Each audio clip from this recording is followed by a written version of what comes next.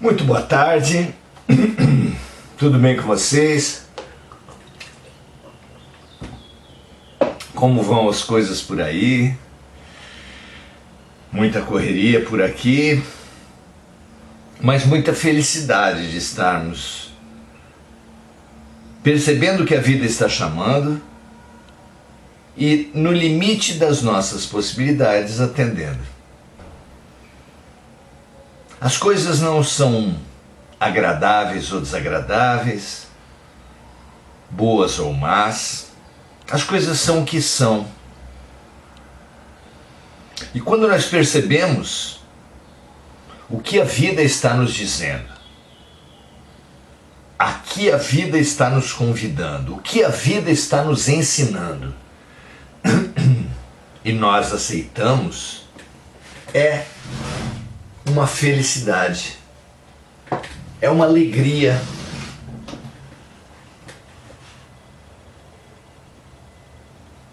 De tanta confiança nós devemos à vida, a Deus, ao Pai, que perceber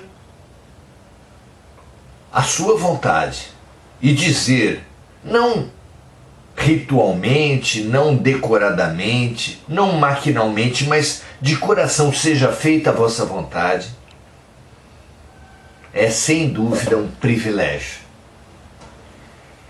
Façamos isso juntos, hoje estudando a questão da justiça. Estamos no início do capítulo 11 de O Livro dos Espíritos de Allan Kardec. Um livro que nós recomendamos a leitura, a releitura e o estudo. Vamos lá? Justiça. O que podemos entender por justiça do ponto de vista espiritual? Vamos ao estudo, às perguntas interessantíssimas de Kardec, às respostas maravilhosas dos espíritos.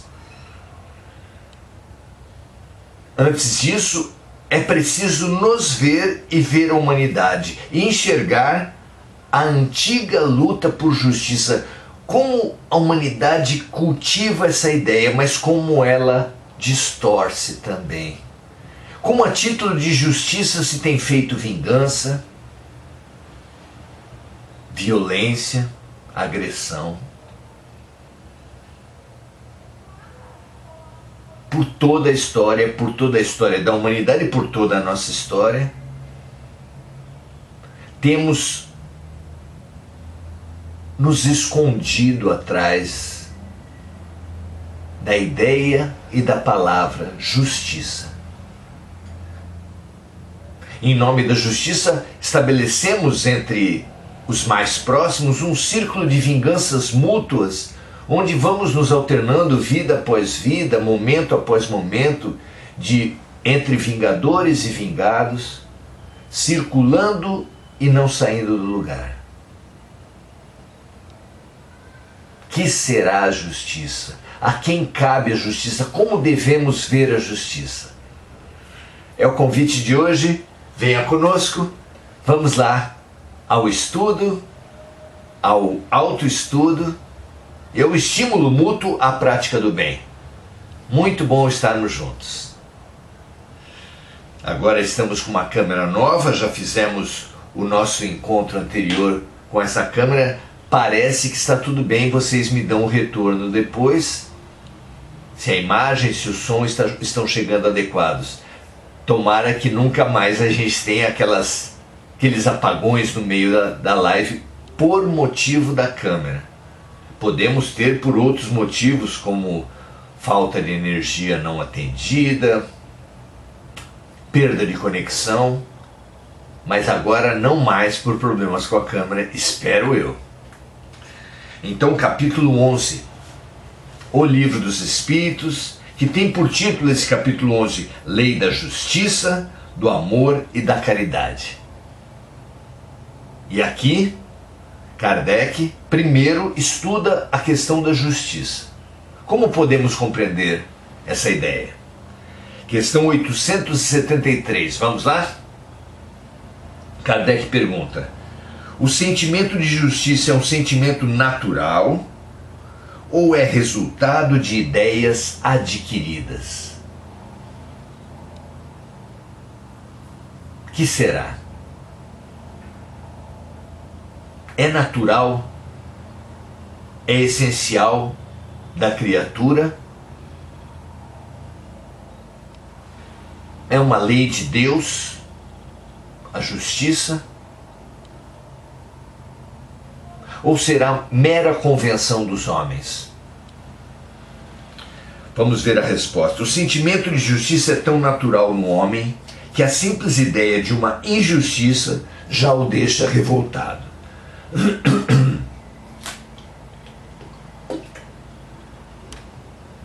Não é assim mesmo? A simples ideia de uma injustiça, uma notícia sobre uma injustiça, nos deixa revoltados. Porque mexe com algum princípio fundamental, com alguma pulsão essencial. Queremos, precisamos justiça. Sem dúvida, continuam os espíritos, o progresso moral desenvolve esse sentimento, mas não pode criá-lo. Ou seja, a civilização, os costumes, as leis, as instituições, tudo isso pode desenvolver, direcionar o nosso senso de justiça. Mas ele é um senso, ele é uma sensação, ele é um princípio. É uma manifestação natural e essencial. E continuam os espíritos. Deus colocou o sentimento de justiça no coração do homem. Eis porque muitas vezes encontra-se entre homens simples e incultos esse senso de justiça. Noções mais exatas de justiça do que entre aqueles que possuem grande saber. Então o senso de justiça não depende da cultura, não depende dos títulos, dos postos. Há uma sensação inerente que evolui, que se fortalece conforme a evolução moral, espiritual da criatura, é claro. E essa evolução moral e espiritual nada tem a ver com classe social, posição acadêmica, leituras, livros ou algo assim. Pergunta 874. Se a justiça é uma lei natural, por que os homens dão a ela tantas interpretações? Olha que questão interessante. Num país, as mesmas leis, numa ação na justiça, os mesmos artigos são assacados, são utilizados para argumentar uma coisa e o seu contrário. Qualquer operador, qualquer trabalhador na área da justiça sabe disso. E aqui Kardec pergunta, se a justiça é natural, é essencial, é divina, por que há tantas interpretações? Se uma coisa é justa para uns, não deveria ser também para os outros? Pergunta Kardec. E a resposta é: o homem altera o sentimento de justiça quando mistura a ele suas paixões, assim como faz com a maior parte dos sentimentos naturais. A paixão faz com que os homens vejam as coisas sob um ponto de vista falso.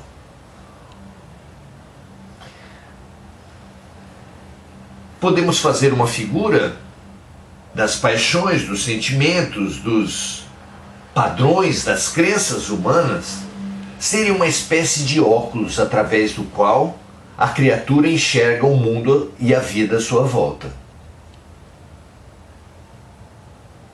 Pois esses óculos têm lentes de aumento, têm o formato da armação dos próprios óculos, têm cor das lentes, de forma que esse óculos colore, aumenta, distorce tudo o que a criatura vê. Então, sim, a verdade é una, é única. Mas cada pessoa vê a verdade sob óculos diferentes. A ponto de Jesus dizer que nós, tendo olhos, não vemos, tendo ouvidos, não ouvimos. A ponto de Jesus dizer: se os teus olhos são maus, tudo à tua volta será mal. Significativo, não é?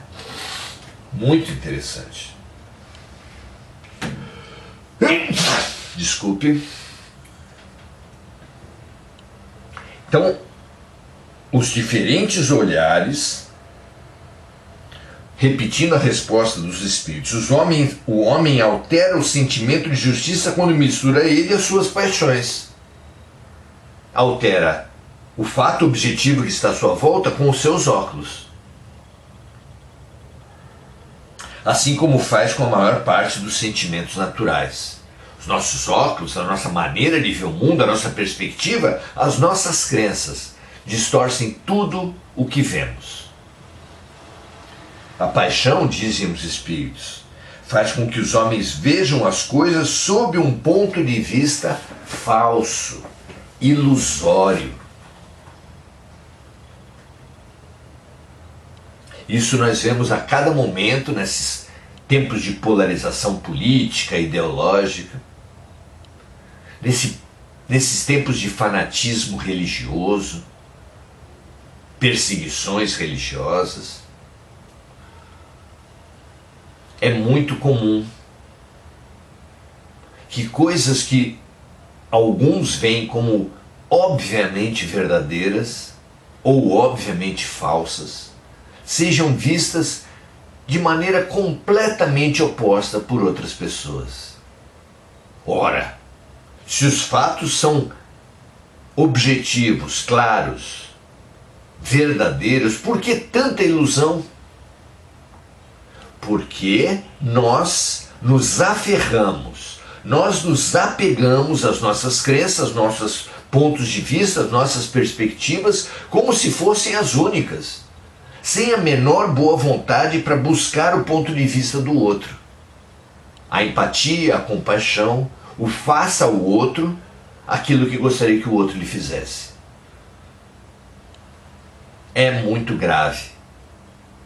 Compaixão, empatia são proclamados pelas diferentes religiões, são proclamados pela ciência do comportamento, pela filosofia, como grande ferramenta de expansão da alma. Porque é óbvio que todo erro parte do egoísmo, e é óbvio que todo egoísmo é uma limitação excessiva, é um ponto de vista fechado.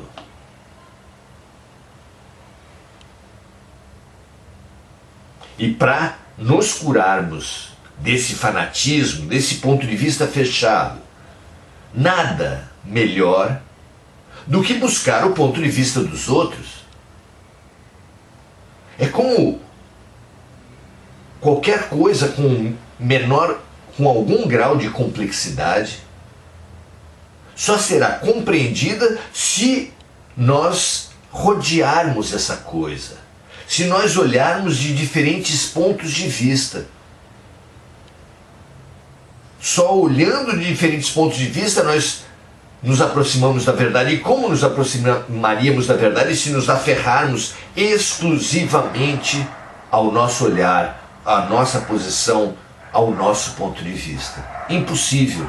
O egoísta se autocondena à ignorância. O egoísta só dá passos no sentido da verdade quando se dispõe à empatia e à compaixão, ao respeito ao ponto de vista alheio, à humildade em relação ao seu próprio ponto de vista, já que ele é apenas um ponto de vista. Não é claro isso? Nesses tempos de intolerância, nesses tempos de polarização, é preciso ver todos os partidos, os grupos, os fanáticos de todo o espectro ideológico, político, religioso, filosófico. Todos os fanáticos somos violentos. E para nos pacificarmos, esses remédios são fundamentais. Humildade, respeito, tolerância e, mais que tudo isso, a percepção que apenas me colocando no lugar do outro, eu me salvo, eu aprendo, eu me curo da doença de base de todas as doenças, da violência fundamental para todas as violências, o egoísmo. Que essa verdade penetre fundo em nossos corações. Assim seja, no de todos nós, não é?